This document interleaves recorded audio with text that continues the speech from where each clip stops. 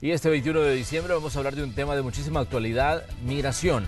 Una situación que ha estado muy vigente en este 2018, sobre todo con el tema de las caravanas que se han estado movilizando de Centroamérica hacia la frontera sur de los Estados Unidos. Muchas caravanas salieron de Honduras, pero también lastimosamente hay muchos salvadoreños que se decidieron a caminar. Hoy vamos a hablar con la directora general de Migración sobre este y otros temas de su interés, pero primero comenzamos poniendo algunos puntos en contexto. Solo en el mes de diciembre de 2017, más de 350,000 personas transitaron en las diferentes fronteras salvadoreñas. Las autoridades proyectan que ese dato se incremente un 6%. Entramos a los días de mayor actividad y ante el aumento del flujo migratorio, para las autoridades es necesario minimizar los retrasos que afecten el normal desarrollo de las operaciones en los puestos fronterizos. Para ello, han elaborado un plan interinstitucional de contingencia con el que pretenden garantizar el paso ágil y seguro de personas, mercancías y medios de transporte. Estamos fortaleciendo la capacidad de respuesta en los diferentes puntos y sobre todo en esta visión y este plan integral en el que compartimos responsabilidad a las instituciones que estamos presentes. Esto para facilitar dos aspectos que nos proponemos principalmente: agilizar el trámite en frontera con seguridad en lo que estamos haciendo. Las autoridades prevén incrementar el personal en las fronteras para cumplir con las demandas de la población, además de aumentar la presencia de policías y controles vehiculares en las carreteras de acceso a las fronteras para proteger la integridad de los turistas. Con esto, incluso se busca detectar vehículos que trasladen mercadería ilícita que generalmente es introducida al país a través de puntos ciegos. Es importante mencionar que los 3 puntos de mayor incremento migratorio aduanero según las autoridades son el Aeropuerto Internacional Monseñor Óscar Arnulfo Romero, la frontera Las Chinamas y el puerto de Acajutla. Que las personas que van a entrar o salir de El Salvador revisen su documentación de viaje, que esté en orden, que esté vigente, el tema de las exigencias para niños y adolescentes para poder salir o entrar. Para conocer más sobre el trabajo de las autoridades durante estas festividades, damos paso a la entrevista de Hechos AM.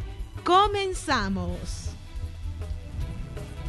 Así es, le damos los buenos días en este día viernes a Evelyn Marroquín, la directora general de Migración. Evelyn, como siempre, un gusto que nos acompañe. Bienvenida a Canal 12. No, muchísimas gracias, Manuel, a ustedes por el espacio y un saludo a toda la audiencia del canal. Hay muchos temas de interés de los ciudadanos, pero comencemos hablando sobre los servicios que están prestando en los diferentes puntos de salida del país. Recordemos que estamos en un periodo de vacación de muchísima movilización hacia la región centroamericana y también para afuera, digamos, ya yendo a Estados Unidos y otras partes del mundo. Tal vez si nos habla de eso, los servicios que ustedes están prestando, si han establecido algún plan contingencial para atender, digamos, la demanda de los servicios de migración. Sí, bueno, hemos trabajado un plan interinstitucional con las instituciones que hacemos parte en los puntos fronterizos, como es aduana, la Policía Nacional Civil, cuarentena agropecuaria y salud, que tenemos presencia permanente en las fronteras terrestres y en el Aeropuerto Internacional San Romero de América. Pero también hemos trabajado un plan particular porque esta es la temporada alta para migración, hay mucho flujo migratorio en los diferentes puntos de entrada y de salida. Aquí el plan nuestro está orientado en 2 momentos. El primero es a fortalecer los servicios que damos para la documentación de las personas que han decidido viajar. Hemos abierto las sucursales en servicios extraordinarios, que lo hemos estado haciendo desde días anteriores para no llegar a los últimos días y congestionar los servicios. Estamos aperturando las sucursales de pasaportes de Cascadas y Salvador del Mundo. El día de mañana vamos a tener abierto de las 8 de la mañana a las 4 de la tarde y el día 26 y 27 tendremos abierto Cascadas, Pasatiempo y Usulután, también en horario de 8 a 4. Lo que queremos es acercar el servicio al oriente, al occidente y en el centro del país. ¿Qué servicios vamos a brindar en las sucursales de pasaporte? Primero, la gente que quiera tramitar o renovar pasaportes. Segundo, la revisión de los permisos de salida, ya sean actas notariales, actas consulares, los permisos que dan, las autorizaciones que extiende la PGR o algún tribunal. El servicio de prechequeo de transporte terrestre, que este es un tema muy importante. ¿Qué es lo que estamos buscando con el prechequeo? Hablábamos hace un momento, este servicio lo damos en migración y usted puede accesar a él a través de la página web de migración, www.migracion.gov.sb. Ahí dice prechequeo y le da el paso a paso a seguir para hacer prechequeo. ¿Qué es esto? Anticiparse los listados y el conocimiento de la autoridad migratoria antes de llegar a la frontera, de tal manera que esto facilite dos aspectos. Primero, ahorre tiempo en el paso de la frontera y la comodidad de las personas que viajan. ¿Qué es lo que les pedimos en la lista? Lo que se le pide en frontera: el documento válido de viaje, el nombre completo, el número del documento con el que está viajando, si está vigente, y eso se manda por correo electrónico, se imprime o se lleva en una USB. Nuestros oficiales migratorios que están responsables de prechequeo revisan esta información. Si no hay ningún inconveniente, dan una solvencia para que paguen. ¿Quiénes pagan? Solo pagan las personas adultas que no son adultas mayores, no pagan los niños, las niñas y los adolescentes, y tampoco pagan las personas con discapacidad y el conductor de los vehículos. Como usted ve, los que pagan son poquitos. Sí. Y la ventaja es esa, que ya una vez que el autobús, el vehículo o las personas que van viajando en el transporte terrestre lleguen a la frontera, dicen yo soy prechequeado, le hacen un abordaje distinto, el oficial llega y eso le toma unos minutos. Eso no solamente le ayuda a la persona que ha decidido hacer este servicio, sino también le ayuda a todo el resto de las personas que han decidido viajar, porque no nos congestiona los pasos fronterizos, que usted ya sabe que tienen algunas dificultades porque Sí. son pasos muy estrechos.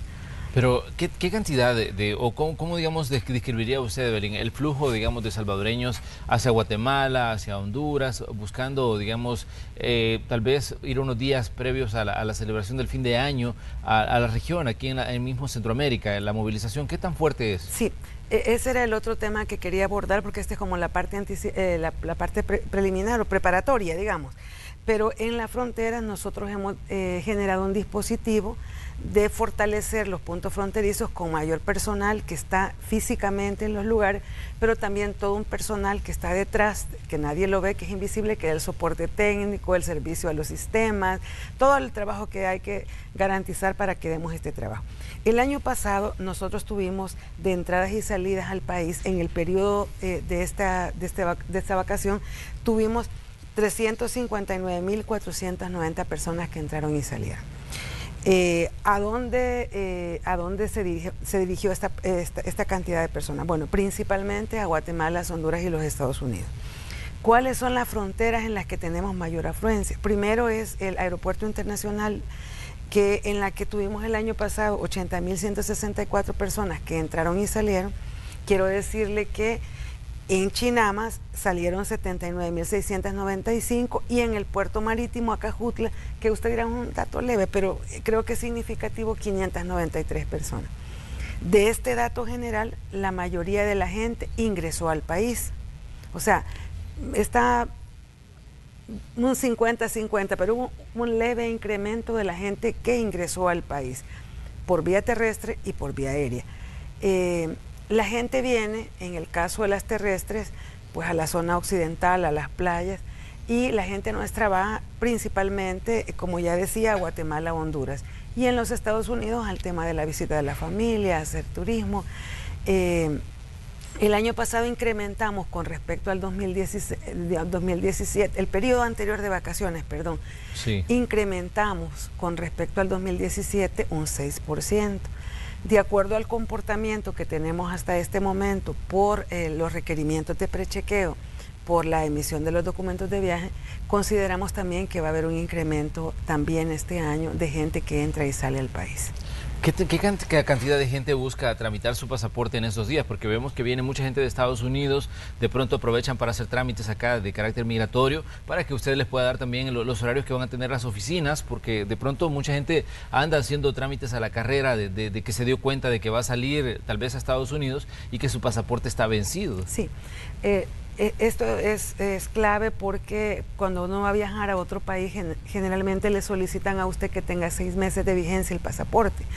Decíamos estos horarios que le planteé al principio, que vamos a aperturar mañana Cascadas y El Salvador del Mundo de 8 a 4 de la tarde, y el 26 y 27 de 8 a 4 de la tarde también en Cascadas, la sucursal que tenemos en el Centro Comercial Pasatiempo y la sucursal que tenemos en Usulután, que también es en un centro comercial.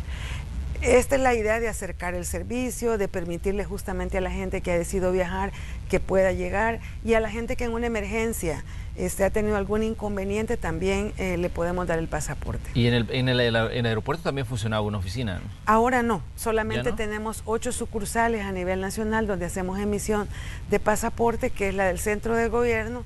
Tenemos una en Santana, una en San Miguel, la de Usulután, la de Cascada Salvador del Mundo y la de Pasatiempos. No tenemos en el aeropuerto. Lo que hacemos en el aeropuerto es el chequeo de las actas notariales cuando no se han realizado con anticipación en alguna de nuestras sucursales en el país. Bueno, como recomendación, si usted tiene planeado salir, ya sea para Estados Unidos o para la región centroamericana, que revise bien sus documentos, está a tiempo todavía de hacerlo, porque es difícil cuando ya está en la oficina, cuando ya está a punto de salir, darse cuenta de que el documento está vencido, y salir corriendo a hacer los trámites pues no es nada fácil. Directora, hay otros temas que me gustaría que conversáramos con usted, y es respecto al tema de las caravanas y los retornos de mucha gente que salió de El Salvador caminando hacia la frontera sur de los Estados Unidos. Usted estaba actualizando constantemente los datos de personas que habían decidido regresar. ¿Cuál es la última información que está manejando la Dirección General de Migración sobre ese tema que es de muchísima actualidad? Bueno, nosotros tenemos información de 2 momentos. El primer momento, que es cuando la caravana o las movilizaciones se dieron y tuvimos personas que, dada la información que hicimos las instituciones, que participamos desde el momento de la concentración en la frontera y en el acompañamiento, la información permitió que la gente decidiera ya no continuar con el viaje. De las fronteras retornaron más de 487 personas que decidieron no seguir.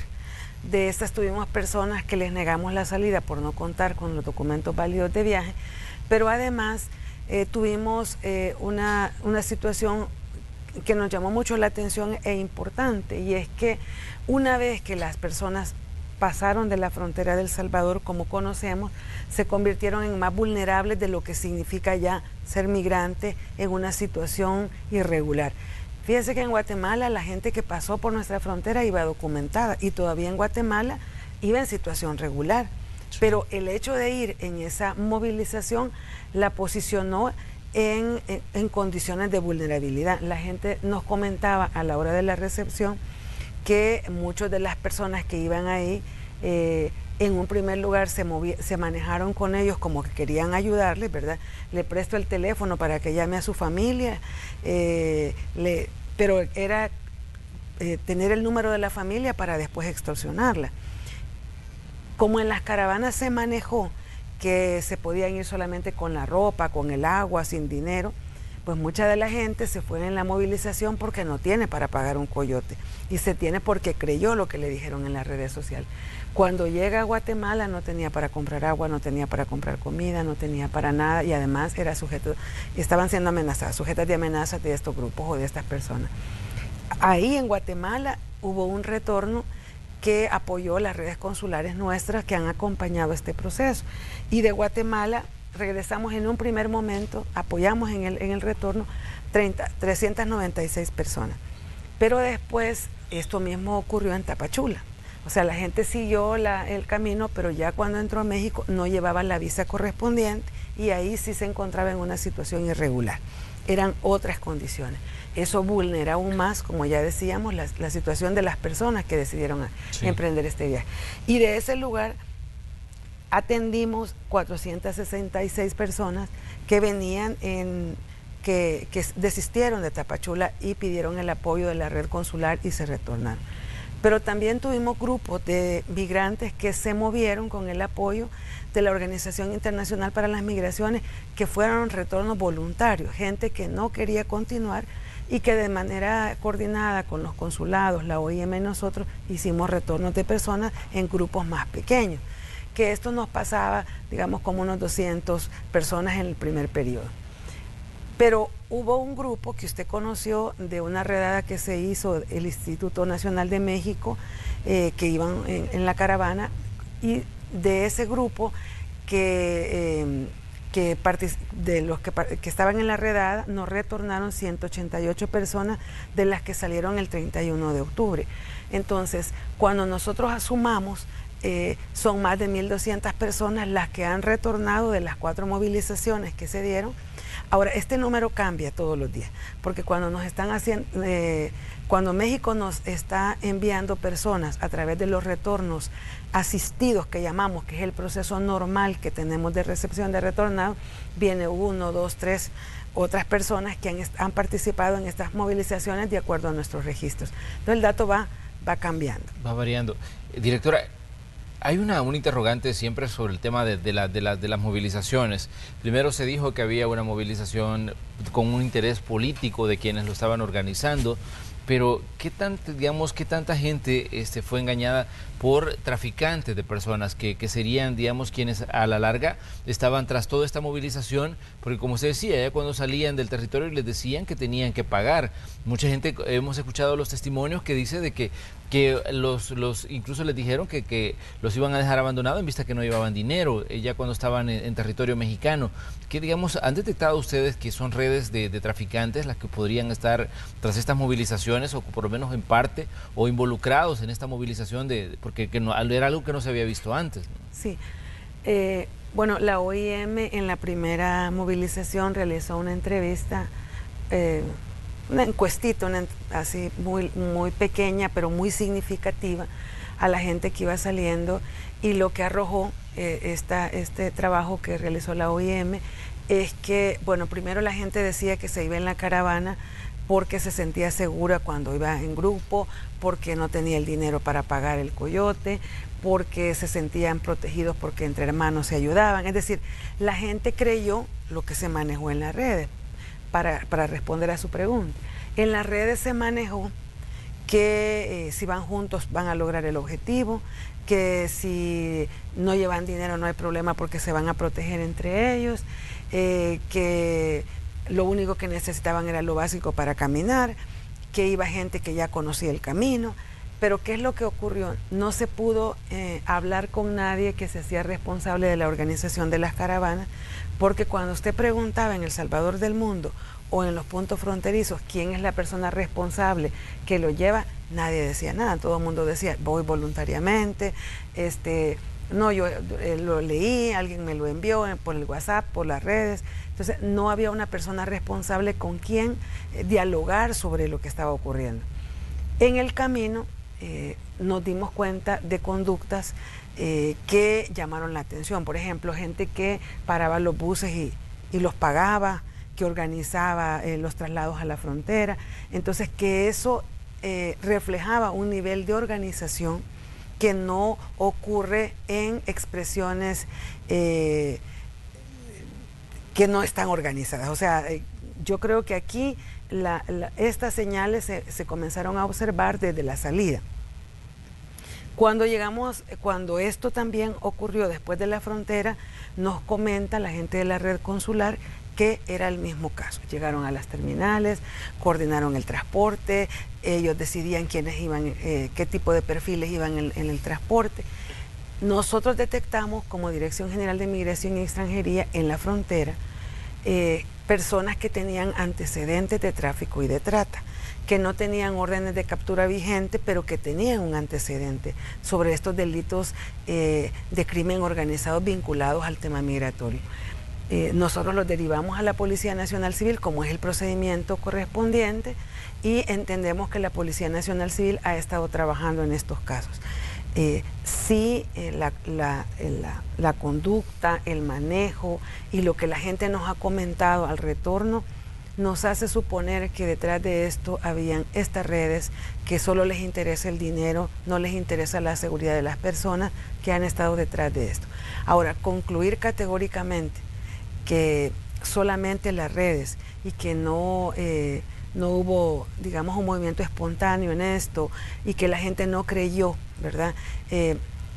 Tampoco podemos decirlo con certeza, pero la combinación de esto ocurrió y se aprovechó esta red de estas personas que tenían el sueño de emprender el viaje hacia los Estados Unidos. Ahora bien, hay otro dato que me parece muy importante y son los testimonios de las personas que han retornado.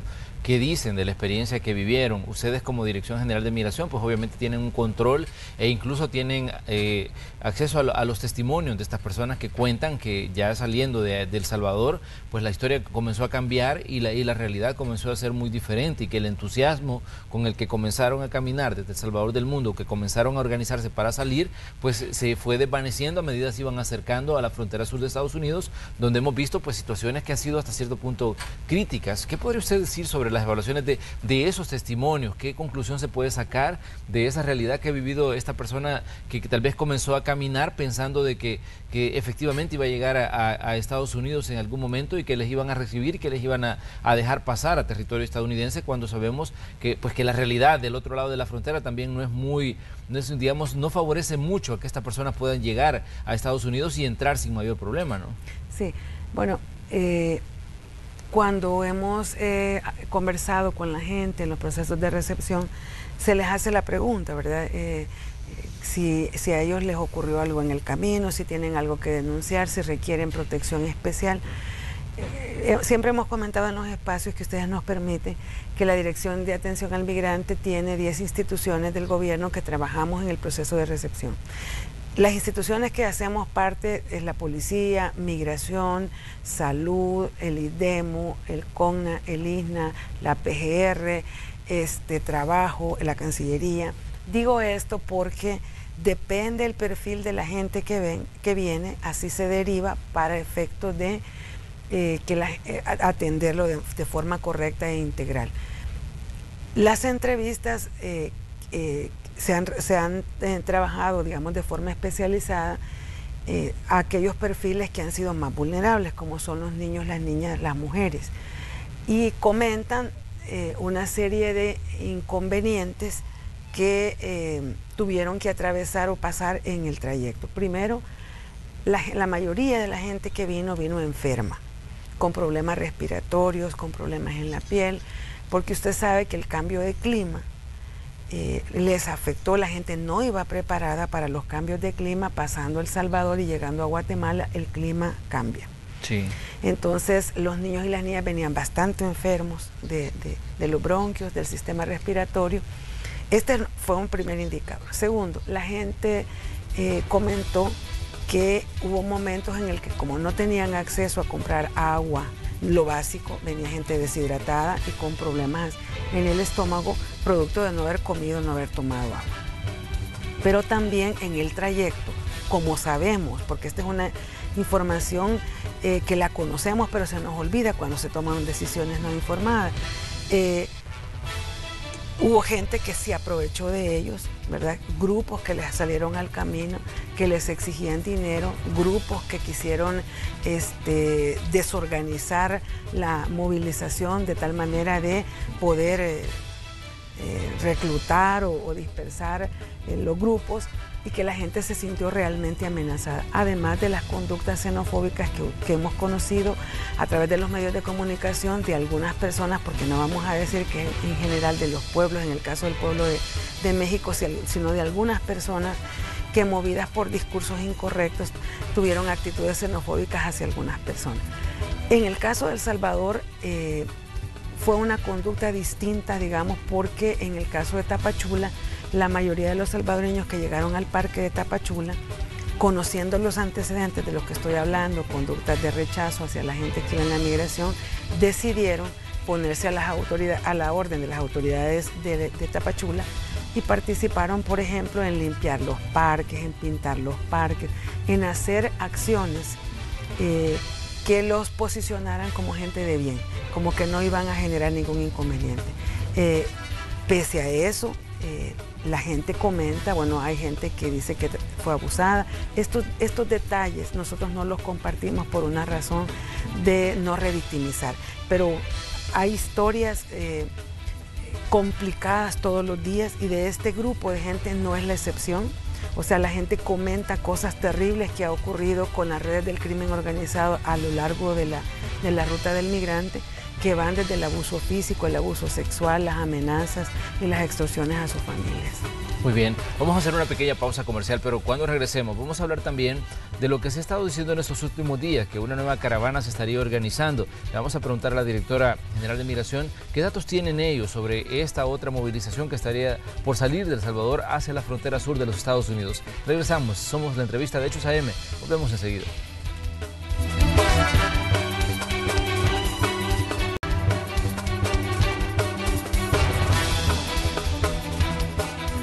Esta mañana en el espacio de la entrevista de Hechos AM conversamos con la directora general de Migración y estamos conversando sobre un tema de muchísima actualidad, el de las caravanas que se han estado movilizando desde Centroamérica, específicamente desde Honduras y El Salvador, hacia los Estados Unidos, hacia la frontera sur. En estos últimos días se ha dicho que una nueva caravana se estaría organizando para también salir desde aquí, desde territorio salvadoreño, rumbo a Estados Unidos, pero vamos a conocer qué información está manejando Migración sobre esta nueva caravana, directora. Esta caravana, estos comentarios y esta información es igual de impreciso que las movilizaciones anteriores, porque lo que conocemos es lo que se está manejando en redes sociales. Inicialmente se comenzó a manejar la posibilidad de una nueva movilización el 2 de enero. Nosotros hemos observado que en las redes sociales esto ha ido disminuyendo, el tema de la presencia de la gente que estaba sumada a las redes. Están manejando una nueva fecha a mediados de enero. Esperamos que el trabajo que hemos hecho de información sobre los riesgos de la migración irregular y la trata y los problemas que la gente está viendo, que está enfrentando a nuestros hermanos y hermanas en la parte sur, ¿verdad?, en la frontera, sobre todo en Tijuana, les haga reflexionar sobre la decisión de no migrar, o si migran, que migren de manera informada, es decir, que sepan los riesgos que van a encontrar en el camino. Actualmente la gente que salió desde octubre todavía está en la frontera, o sea, no es una cosa fácil. De la gente que ha salido, más de 600 han aplicado a refugio en México, pero hay otro grupo también que todavía está en Tijuana, porque las autoridades estadounidenses están atendiendo a 30 personas diariamente para revisarles sus casos. Y hay más de 7,000 personas en la frontera. Entonces, esta información es importante que la gente la tenga. Todavía escuchamos audios y hay manejo en las redes sociales de que se va a dar esa caravana, que va a ser muy fuerte. Yo creo que hay que reconocer que nuestra población ha sido sumamente, ha estado atenta, ha sido informada, y esto ha permitido que la gente en las movilizaciones anteriores haya disminuido la cantidad de gente que salió. Si usted recuerda, en la primera fueron 665, en la segunda hubieron más de 1,000 en Achadura y en San Cristóbal, pero en la tercera hubo menos gente y en la cuarta menos gente, y eso es un indicador de que la gente está escuchando, de que la gente se está informando y está decidiendo no arriesgarse. No solamente el papá o la mamá, sino la familia entera, porque hemos visto en estas movilizaciones hombres y mujeres que van con niños de muy corta edad, van personas con discapacidad, y bueno, si una persona que tiene adulta, que está bien físicamente, no resiste este trayecto, porque es largo, hay que caminar, lo que hablábamos de la temperatura, el clima. Entonces es complicado, no digamos para los niños, las niñas o las personas adultas mayores, o alguna persona que no esté, digamos, que tenga una discapacidad para moverse con mayor facilidad en el trayecto. Entonces eso es lo que tenemos. Nadie se hace responsable cuando se consultan en las redes sociales quién está organizando. Resulta que alguien dice que es el administrador, pero que surgió de la nada, y esto llama mucho la atención, porque además cuando están dando orientaciones en las redes, dicen, nos vamos, no, yo digo, es decir, usted percibe que hay detrás del que está hablando un grupo de gente que está manejando este tipo de actividades. Muy bien, hay situaciones que han ocurrido con el tema migrantes en estos últimos días. El caso de la niña guatemalteca que murió en un centro de resguardo ha desatado una cantidad de debates tanto de este lado del mundo como dentro de Estados Unidos. El caso también de 2 hondureños que fueron asesinados en un albergue en Tijuana es otra situación que ha puesto en perspectiva, digamos, los riesgos que corren las personas que migran. Pero, ¿qué evaluación hace usted de estos casos y qué tanto, digamos, puede impactar en determinado momento la decisión de las personas que están pensando en caminar ante casos como el de Jacqueline Caal, que se llama la niña de 7 años, que murió ya en un centro de resguardo de los Estados Unidos y que se ha puesto incluso en perspectiva y a preguntarse qué tipo de atención se le está dando al migrante luego de que ya está bajo la custodia de autoridades norteamericanas? O el caso de estos hondureños que fueron apuñalados ahí en Tijuana y que son pues jovencitos de 16, 17 años que estaban también siendo parte de estas caravanas. ¿Qué análisis se puede hacer de todas estas situaciones que ocurren y que son parte de este tema de la migración, directora? Bueno, yo creo que el tema de migración no hay que verlo como solo el efecto, lo que estamos ahorita observando y a lo que usted se refiere.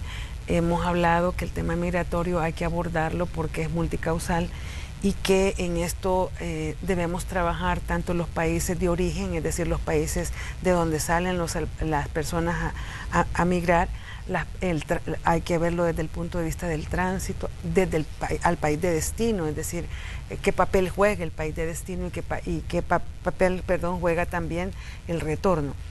Y en este sentido creo que la idea es abordar la responsabilidad que tienen los países de origen como los países de destino. Y no solamente tiene que ver con el anticiparse a la migración, sino el tratamiento que se le va a dar a los migrantes. En el caso de las niñas y en el caso de estas personas que han fallecido o que han sido víctimas de delitos en los albergues, yo creo que es un tema que ha estado en la agenda durante todo el año. Usted recuerda lo del tolerancia cero, sí, que se puso de manifiesto el manejo que las autoridades estadounidenses hacen sobre los niños y las niñas no acompañados y porque las leyes, la legislación de los Estados Unidos tiene un manejo distinto del que tenemos nosotros con respecto a los niños, a las niñas y a los adolescentes. Entonces, en los Estados Unidos, por ejemplo, si no hay una persona responsable de los niños y las niñas, los niños pueden permanecer en los centros hasta que sean adultos. Y esto lo hemos explicado en los diferentes medios de comunicación. Pero la gente cree lo que le dijo el coyote o lo que le dijo el traficante, vaya y deje el niño en el paso de la frontera, siéntelo ahí, déjelo, lo va a llevar la autoridad migratoria, se lo va a llevar a un centro de detención y después se lo puede entregar, o esto puede posibilitarle que le legalice a usted su situación migratoria en el país. No es así, o sea, eso no es así, ha sido un manejo equivocado que pone en riesgo a la niñez. La viceministra de Salvadoreños en el Exterior en repetidas entrevistas ha dicho que si los niños y las niñas se ponen en riesgo y son detectadas por la autoridad migratoria estadounidense, pueden permanecer en esos lugares, porque en los Estados Unidos ocurre que la gente, por el temor de ser deportada, aunque sea familiar de alguno de los niños que está ahí, no se hace parte, no se hace responsable del proceso y entonces los niños se quedan prácticamente sin alguna persona adulta que esté legal, responsable, que esté en condiciones, digamos, óptimas de hacerse presente para regularizar la situación de ese niño o esa niña o revisar el caso para que el gobierno tome la decisión si se queda en el país o si es retornada al país de origen. Normalmente lo que hemos conocido es que los niños y las niñas que no van acompañados no son retornados, es decir, no vienen al país, sino que se quedan allá hasta verificar bien la situación migratoria de ellos. Entonces creo que el riesgo de que ocurran una serie de situaciones que afecten a las personas está latente. A nosotros nos preguntan, y esto tiene que ver con el tema de las personas que conocemos que han sido víctimas, que fueron lesionadas, que han muerto, pero hay una cantidad de personas que no sabemos dónde están y la única forma en la que las autoridades nos enteramos de estas situaciones es cuando la gente pide ayuda, es decir, mire, se fue tal persona en la caravana y no hemos tenido comunicación con esta persona desde hace un mes, una semana, lo que sea, y en ese momento se activa todo el sistema para buscar a esta persona que la familia está reportando. Pero en tanto esto no ocurra, usted no sabe si a estas personas les ha ocurrido otra situación.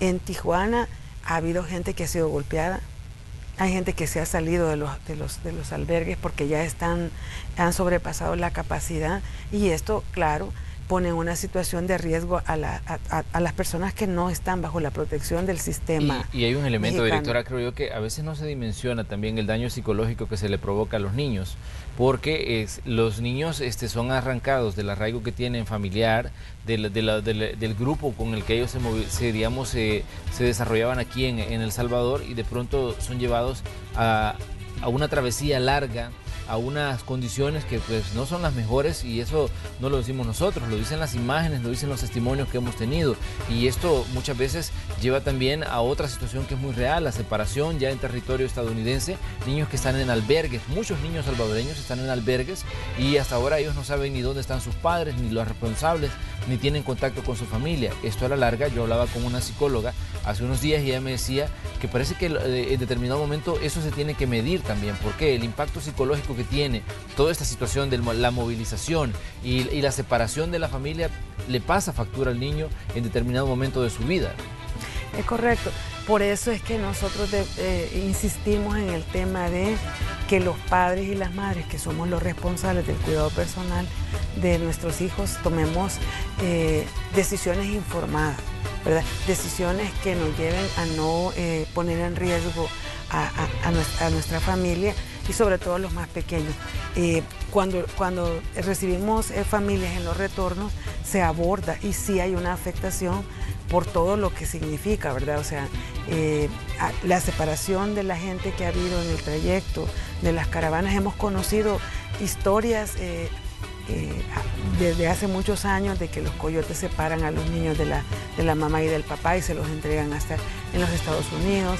Ahora con el tema de las separaciones, ahora que hemos tenido también retornos en el marco del Plan Tolerancia Cero, conocimos de niños que vinieron antes y después la mamá y el papá, porque esas fueron las decisiones que se tomaron por las autoridades en los Estados Unidos.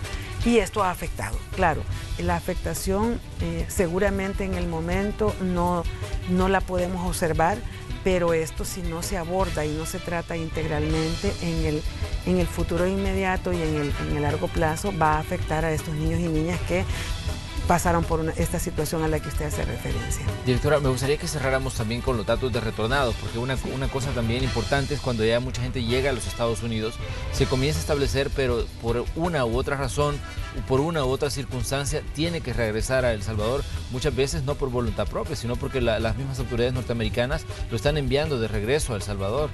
Sí, bueno, la mayoría de los retornados que tenemos, ustedes saben que los tenemos como retornos asistidos en coordinación con el gobierno de los Estados Unidos, que vienen en los vuelos federales, y las conducciones que tenemos de México vía terrestre. En este año hemos tenido todavía una leve disminución con respecto al 2017. De los Estados Unidos han retornado este año 15.318 connacionales, de México 11.030 y de otros países 98, lo que nos hace un dato de más de 26.000 salvadoreños y salvadoreñas que han retornado. Con respecto al 2017 tenemos una disminución del 0.7%. Este dato nos varió a partir de las caravanas, porque México nos ha aportado más retornos, pero veníamos en una disminución todo el año con respecto al periodo anterior. Nosotros acabamos de hacer un proceso de rendición de cuentas y yo comentaba el dato de que en el periodo anterior tuvimos una reducción de más del 50%. Lo hemos dicho, este dato del 2018 tiene que ver también con la reducción del 2017. Vamos a la baja y entendemos que esto no es casual, ha sido parte del trabajo que hemos realizado como país, ¿verdad?, para generar condiciones, ir generando condiciones paulatinamente para que la gente no tome la decisión de emigrar, pero hay que seguir trabajando en esto. O sea, los retornos de la gente que estamos recibiendo son gente que principalmente están en lugares de detención. O sea, que gente que al paso de la frontera o en el trayecto de ingresar a los Estados Unidos ha sido detenida. De esta gente tenemos también personas que han tenido años de residir en los Estados Unidos y que después de estar detenidas nos la han enviado al país. No es mucha la gente, seguimos teniendo gente con antecedentes que son el 33%, más con respecto al 2017, pero que aclaramos que ahí viene gente que ha tenido antecedentes penales graves, pero también viene gente que ha tenido algunas faltas y que son consideradas en la legislación de los Estados Unidos como delitos que también han sido retornados. Muy bien, directora, le queremos agradecer que haya venido a conversar con nosotros esta mañana. Esperamos recibirle en los próximos días para que sigamos hablando de este tema de las movilizaciones y del trabajo que están haciendo ustedes como migración. Gracias por estar aquí y le deseamos ya que tenga usted felices fiestas y que también, bueno, un 2019 de mucho trabajo también para ustedes, y les deseamos pues lo mejor nosotros como Noticiero Hechos. Muchísimas gracias, feliz Año Nuevo, feliz Navidad, que vivamos en familia, y gracias por el espacio y también para ustedes. Gracias. Muy amable. Cerramos nosotros así el espacio de la entrevista correspondiente este día viernes. Les invitamos a ustedes que sigan con Canal 12 porque al regresar, más información en Noticiero Hechos.